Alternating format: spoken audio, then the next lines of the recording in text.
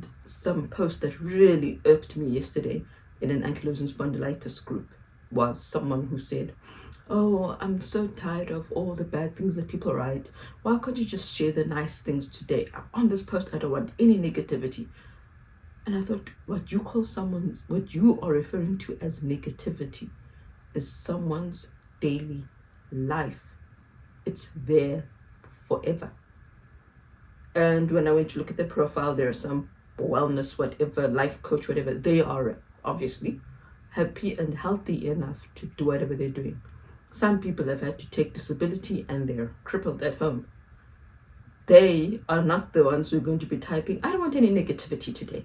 For me, negativity has a negative connotation. It's dismissive of what the other person is experiencing and going through. It trivializes it. And it's almost like you're acting like they put it on, or they're not smelling the roses. What's wrong with you? Smell the roses for a change. I'd love to walk into a hospital and when all the patients are saying, "Oh, my arm is sore," or "Oh, my head is sore," whatever surgery they've had, I'd love to have that person walk in and say, "Oh, guys, stop with the negativity. Put it all away. Be happy. What are you say? Tell us something positive."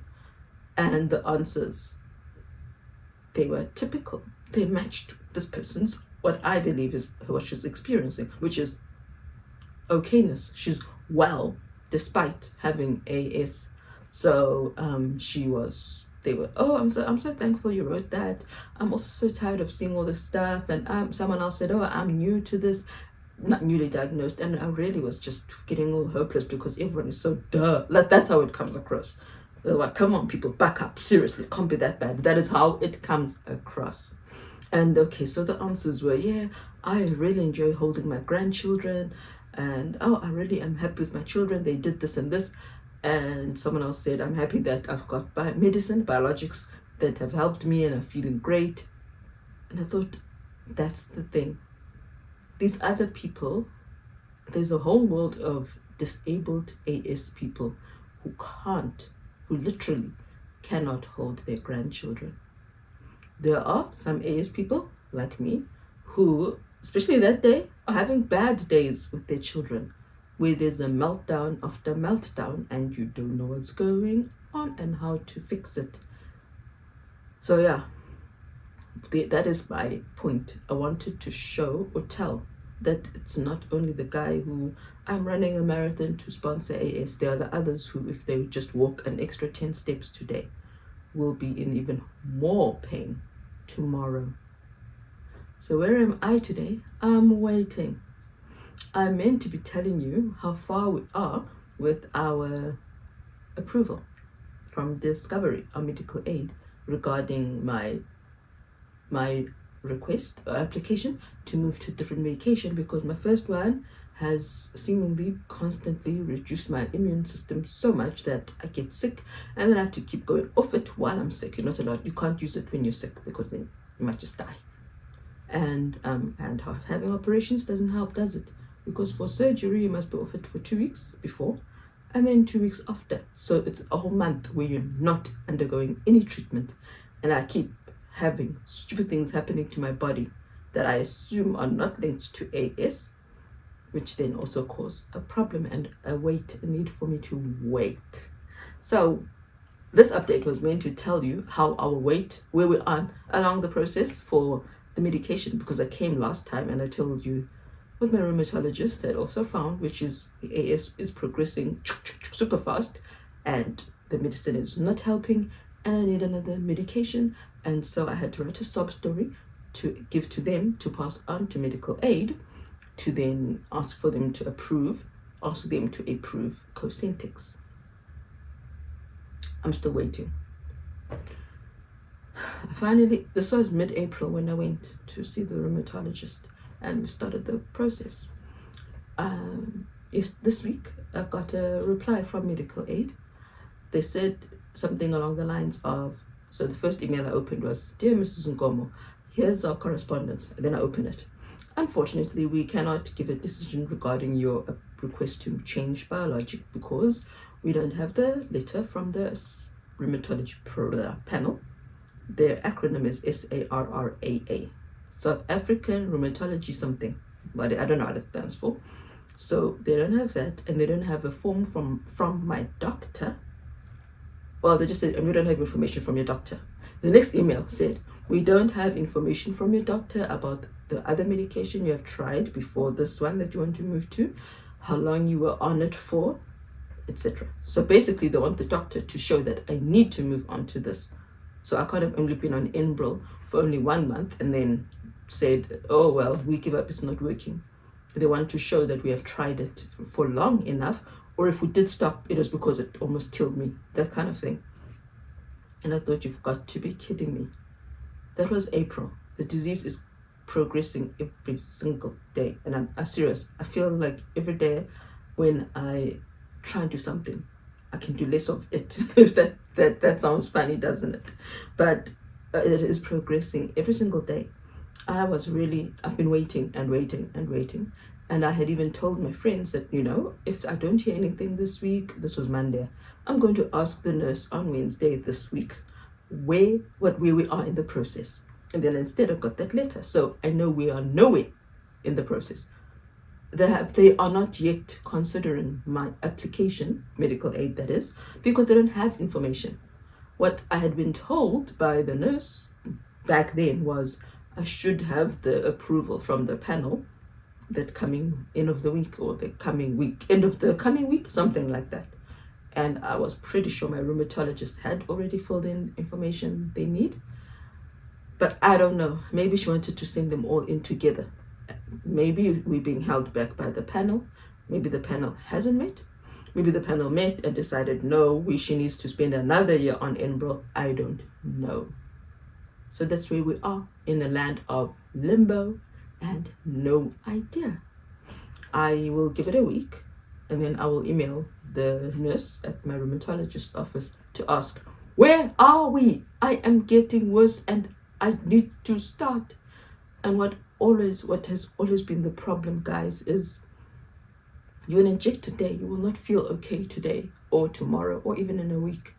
This takes time. It needs to build in your system for you to know if it is the right one.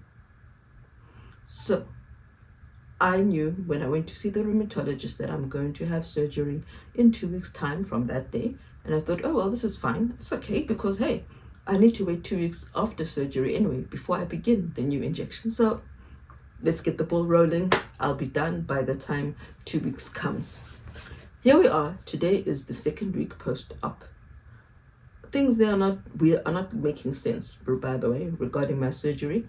There are symptoms that are increasing instead of getting better, which Dr. Google says they shouldn't be. So I'm just waiting and seeing. I will see the surgeon 6 weeks after surgery. And if things were going to be okay, I was meant to phone him and tell him things are okay now. Don't worry, I don't even need to see you. So I don't know where we're going with that. If this does fail, then the next step is a total, complete hysterectomy. And that has its own side effects. For me personally, my bladder already prolapsed. It's at a stage 2 prolapse. When I did my research, when we first started having this problem 2 years ago, it said that removing your uterus will bring your bladder down, or can bring your bladder down. And now my bladder is already down. So I didn't want the surgery because then I would need to have the bladder surgery. I had foregone it before. My doctor had told me, yes, it is a stage 2. You will need surgery, bladder sling surgery. You're using mesh to hold it up. So no, I don't want my bladder to fall. That comes with incontinence and all this other stuff so I can't really find peace in any group. I go to the autism mom group. Everyone there is healthy and vigorous, and many of them can find schools and places to send their children so that they can kind of regroup and have energy for when their children come back from the center or from school or from wherever. Or they even have an aide in the home. Having an aide doesn't help the mom. It doesn't take away all her stress, but it does aid her. Homeschooling, that's where we are. Where I cannot find an occupational therapist, I will give you what is happening, and then you can draw your own conclusions bearing in mind this is South Africa, bearing in mind that people have said, like even research, like proper research has said that where we are, my province, the Western Cape, is the most racist of the country. You can draw your own conclusions. I don't want to flog or beat a dead horse, but I will just be, here's how it goes. Occupational therapy. My son needed occupational therapy back when he was a baby. He's now 8 years old, turning 9. And the neurologist, especially because we were sure he had sensory processing disorder. So we wanted him to have sensory integration therapy. That's what we call it here. She wrote a referral letter to an occupational therapist here in our area and specifically said, I would like Mikaya Ngomo to have OT for sensory issues. Can you please help him? That person then told me that, she didn't tell me, she just said, okay, I'm going to give you to my other, like she's the mother hen who runs this place, and she had 3 or 4 junior therapists. I mean, they were all qualified therapists, occupational, but she had more qualifications, more time. She had the sensory integration therapy. Everyone else had the bits and pieces. She had much more. She didn't tell me that she was too busy. She didn't tell me anything. She just said, I will then give you to so-and-so. We'll call her Margaret. Now, given that she had been told that Mikaya needed sensory integration therapy, the obvious assumption was that Margaret has had training in sensory integration therapy. It's a specialized field. It's not just pure OT. So we went to Margaret, except that everything Margaret was doing, I was already doing at home.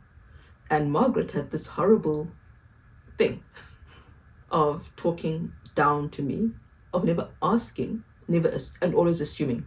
So she would say, okay, this week I suggest you play with foam. And I'd say, been there, done that. We are playing with foam already. That's how it constantly went. 99.9% of the things Margaret suggested, I was already doing at home. And I thought, why are we paying so much cash? I think it was 450 rand per session for something I'm already doing at home. What's the real point of this? Like, what is the point? So I stopped going after a while. And then years later, we meet Margaret at the shop, and then she tells us that, when she was treating my son, she had not yet had sensory integration therapy training. What? And now that she has had sensory integration training, she understands more what my son was going through, etc. Guys, I just thought, what was this witch doing? Why? Knowing exactly what our need was. Okay, I will mention all these people are not black. They're not black. There's no black OT, pediatric OT, especially in my area, in the whole province. I don't know where they are, but I can't find them. So they're all not like me. That's why I said I wanted you to bear in mind the country and the situation we have, and the fact that this place is called, apparently, according to research also, and experiences, the most racist province in the country. So I thought, so why in the world did she, head woman, send us to this junior for sensory processing disorder if she actually isn't trained in fixing sensory processing disorder? Why? And why didn't she say that, okay, well, Margaret isn't really trained in it, but I believe any OT is better than no OT, and I'm going to make the decision for you. Why couldn't she say, well, I don't want to treat your son. Find someone else who's got training in therapy. Like something. Money trumped ethics, I guess. So that was that. This last year, I thought, okay, maybe I was imagining my reason for her not wanting to help us. Let me ask her again. And now I really, really am desperate for help with executive functioning. I am not a trained therapist in any of this. I can only afford maybe one textbook every 2 months or so, because that stuff is expensive. proper OT textbooks are expensive, and then I have to take my time to read it and put it into practice. So it's a slow process. And I know how to work working memory in one way. So like that, working memory is okay. Flip the cards and try and remember playing Snap, or Go Fish. I think it's the same thing. We're trying to remember where the two animals are that look the same. There's more. I'm sure there are other ways to train the brain to improve its working memory abilities, and that is one of the foundations of learning. So I can't do it. They have many issues. It's not just working memory. Their whole executive functioning is broken. Both children.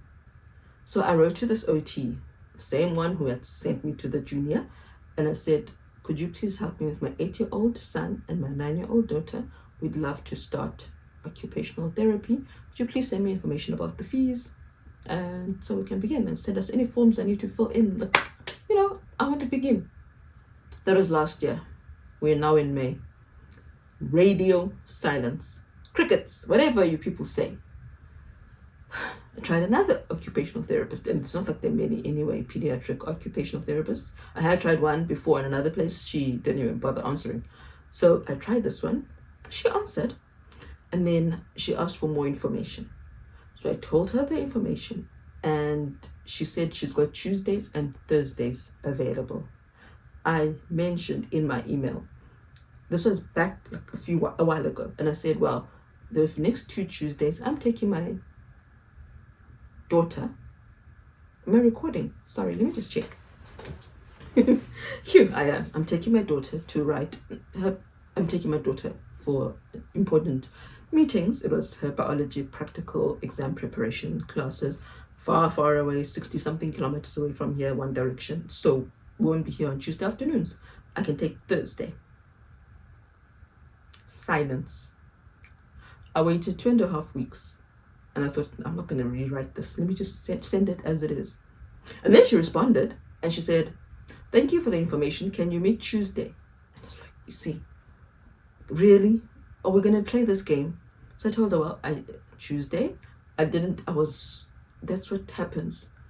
There's a black man who wrote in a newspaper that black people in Cape Town walk like an apology. And his point was, it's like we're begging to be seen. And so I didn't say to her, can you not read? Are you stupid? If you can't read, then you're definitely not meant to train my child. But anyway, I just said, I can't do this Tuesday because I'm taking my daughter to an appointment.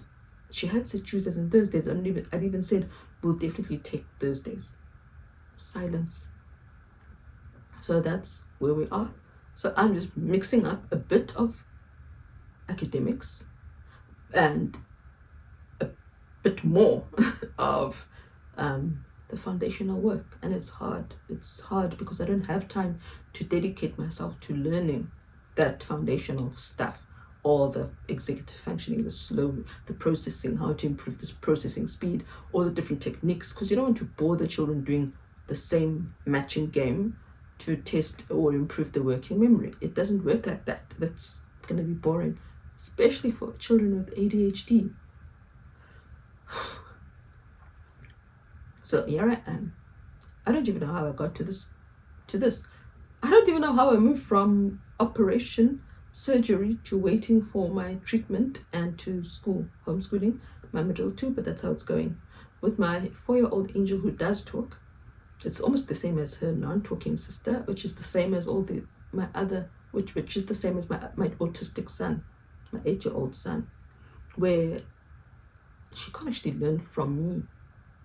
If I can't just read with her, and we know how reading is so important for little children, reading to them, reading with them, storybooks, picture books, because she just wants to turn the page to 2 favorite pages of hers, and that is that. So I'm recording a lot, which is killing my body a lot. So yes, I'm recording more, playing more on TV. For them, because we're at home, I'm also recording the books I read. Unfortunately, because of copyright issues, I can't put those videos online. So I read to the children and I record myself. I read maybe one page, and if it's talking about caterpillars, then I put it together with the video explaining caterpillars so they learn. And it's not just the book on its own. My children both love that, so I'm happy about that. I also do just educational stuff. I think I shared a glimpse and then I removed it from my channel. I think I'll give another glimpse of what I do, just to also teach them things. Yeah, to educate them.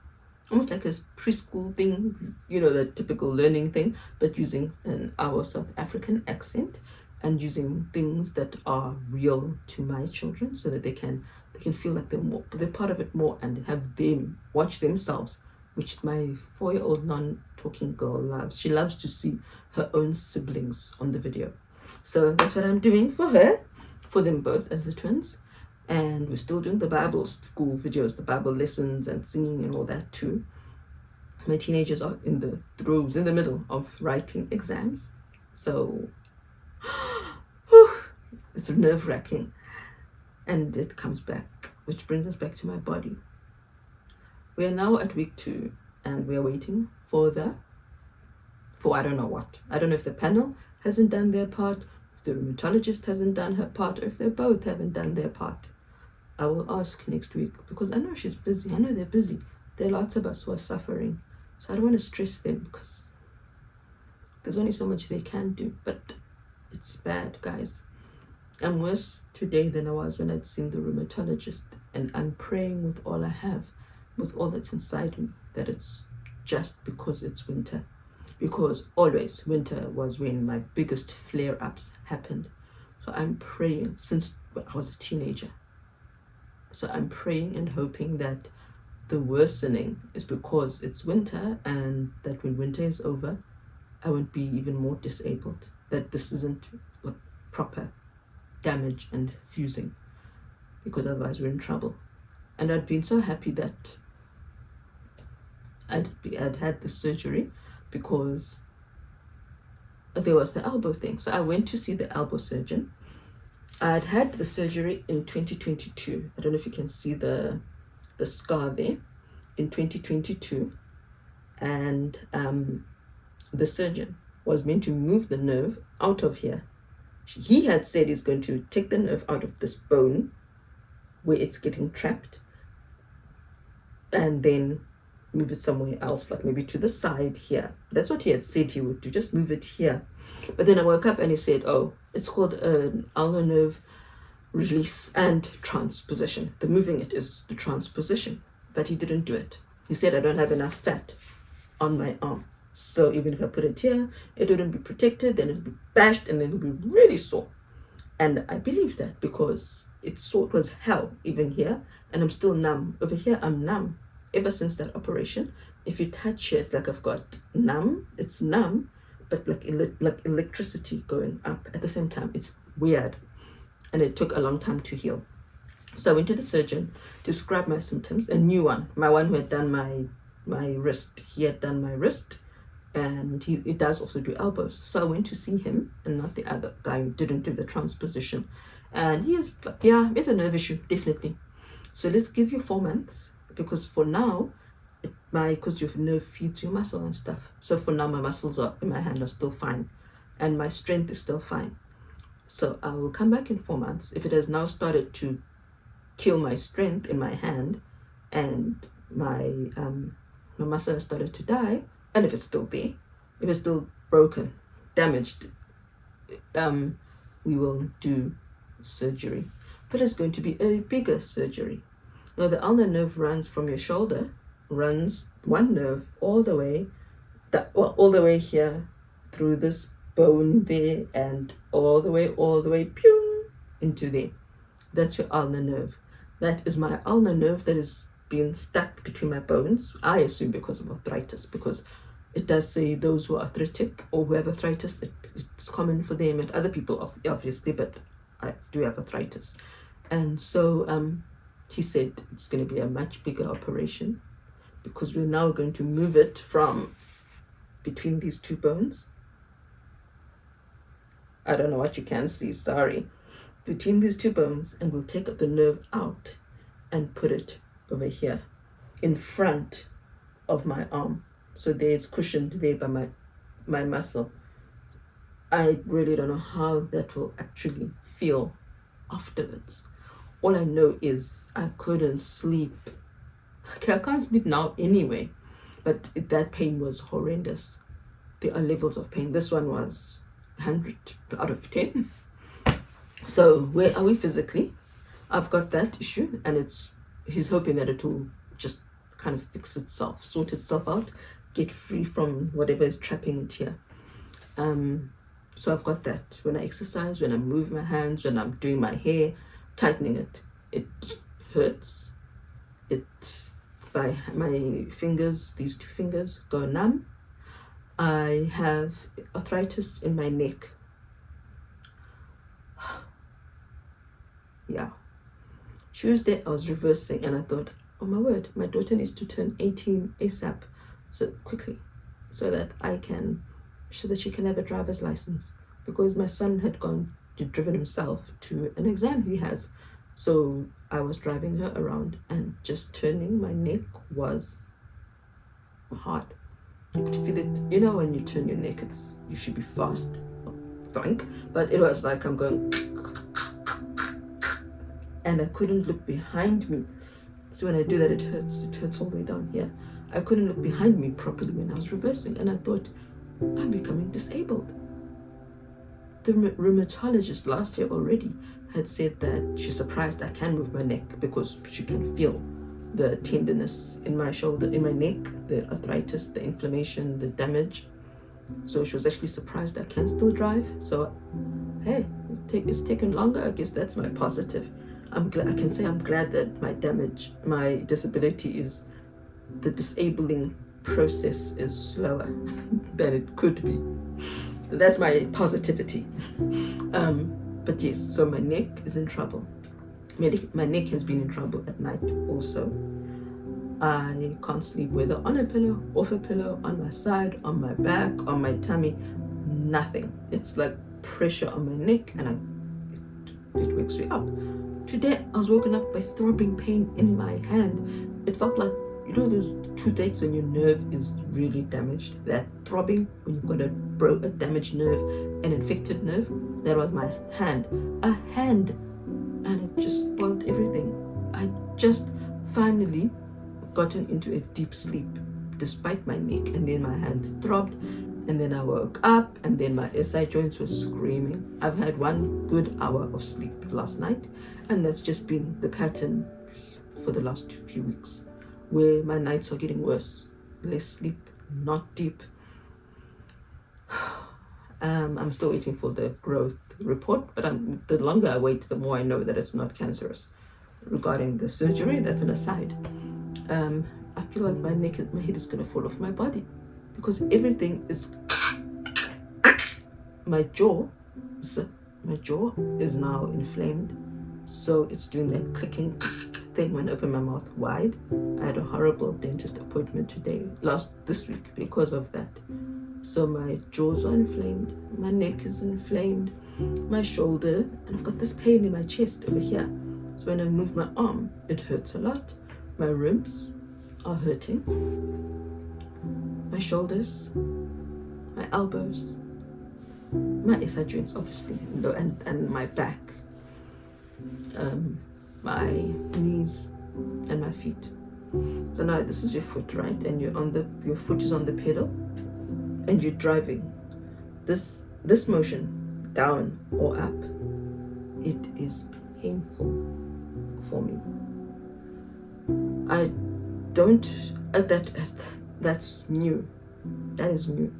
Just like this feeling of like my neck is just gonna pop off, my head is gonna pop off, is also new. The constant pain around my shoulder blade is also new. It's not been like this before. So the disease is progressing. Life is distressing. What can I say? But hey, sorry, that was a terrible attempt at a poem, wasn't it?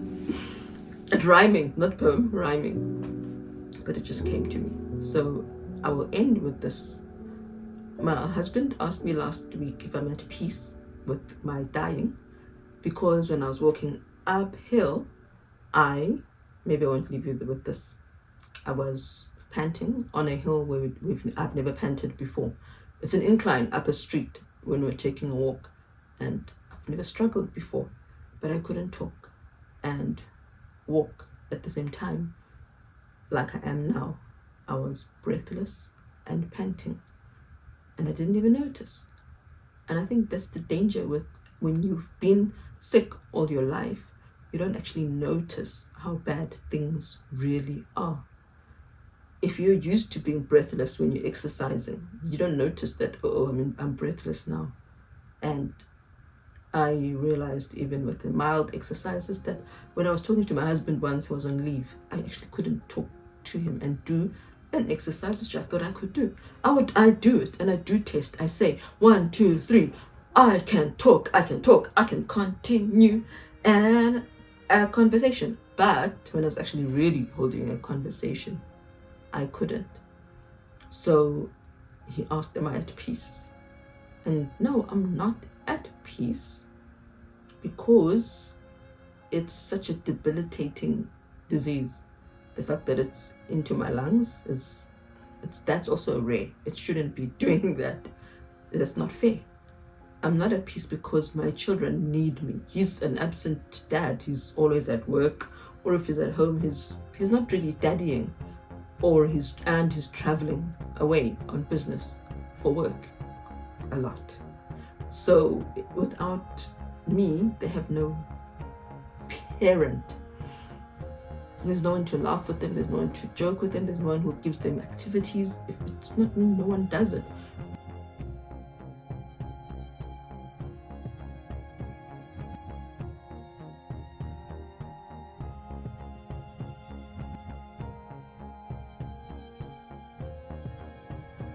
So if I died, I'd be dead. But I'm not at peace with the thought of my death, because the children are too young. They still need me. All of them. I mean, they've got teenagers. Teenagers can't reason. They cannot think properly. So, and the others are really challenging and disordered. So, yeah. So I'm not at peace with where my disease is taking me. I'm not at peace with how fast it's taking me in terms of disability either. Yesterday, now I really am ending this. So let's pretend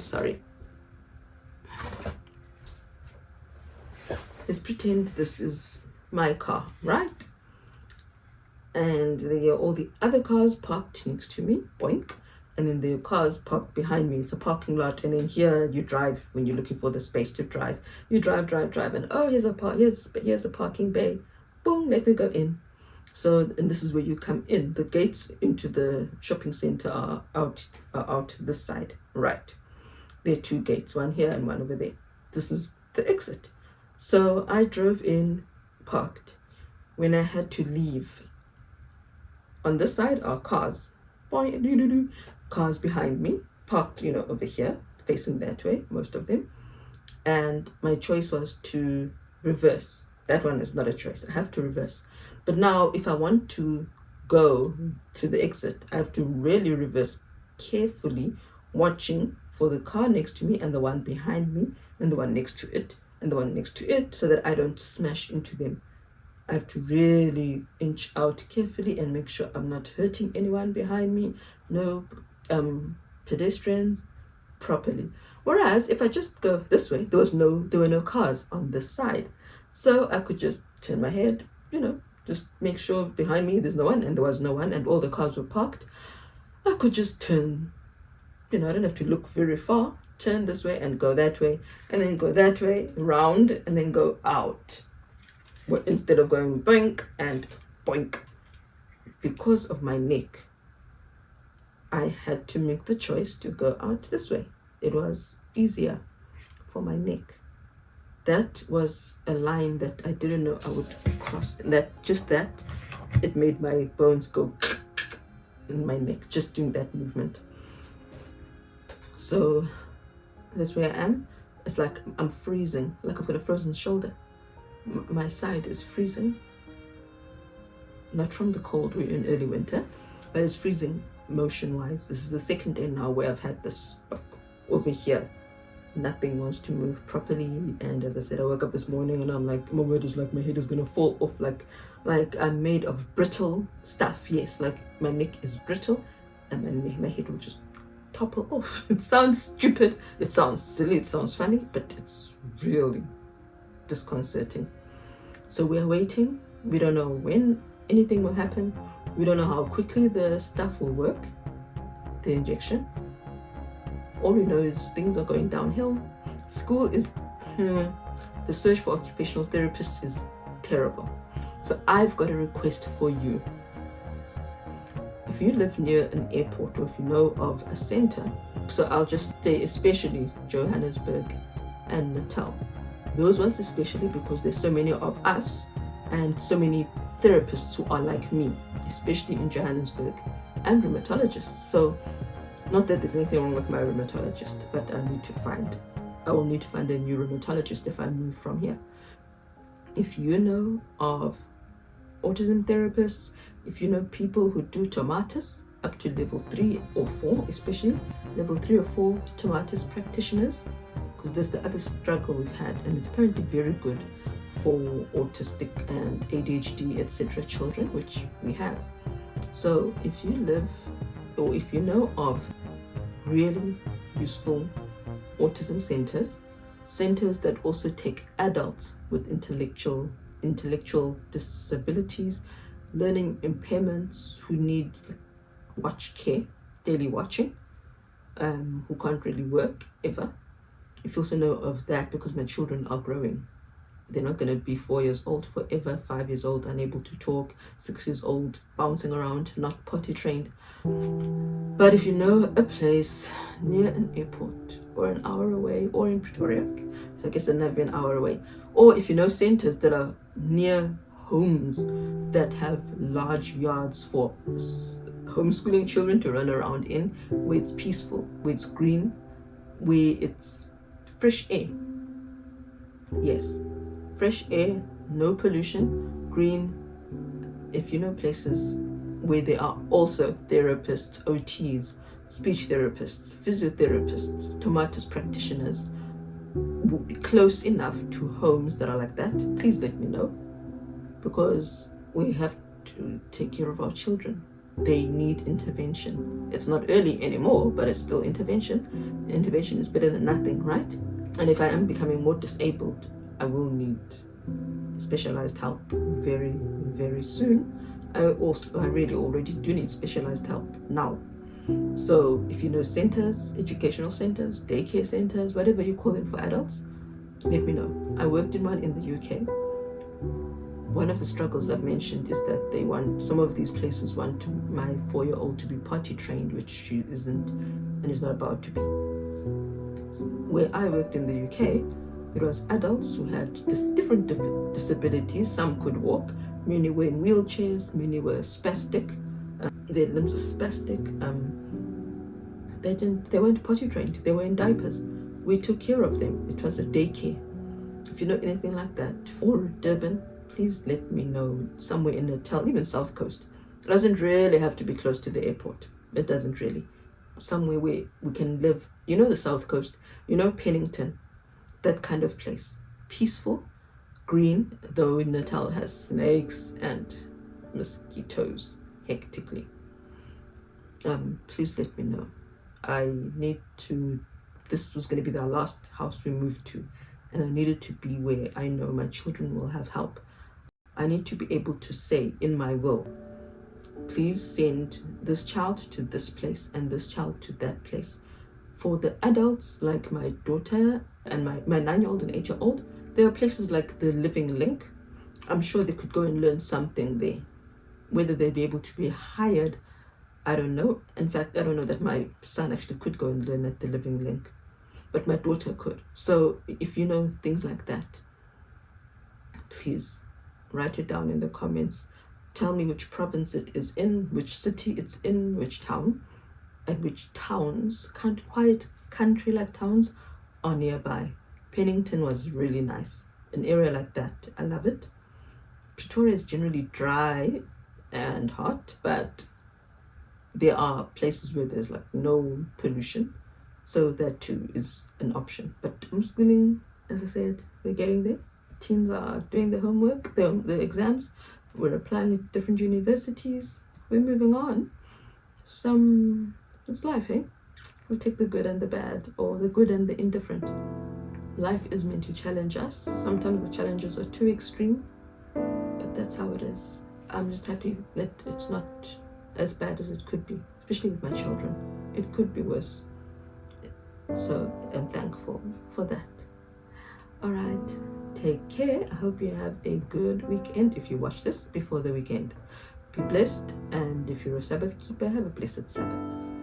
Not that I know when I'll edit this and if I'll be done by Sabbath, but hey, a girl can hope, right? Have a blessed Sabbath. I'm pointing up. It was? Pointing up. Up. Point. Stone. With your... Good, you're pointing. I can touch with my finger. I can touch my nose. Touch your nose. Good job, you guys. Oh. No. Yes, well done.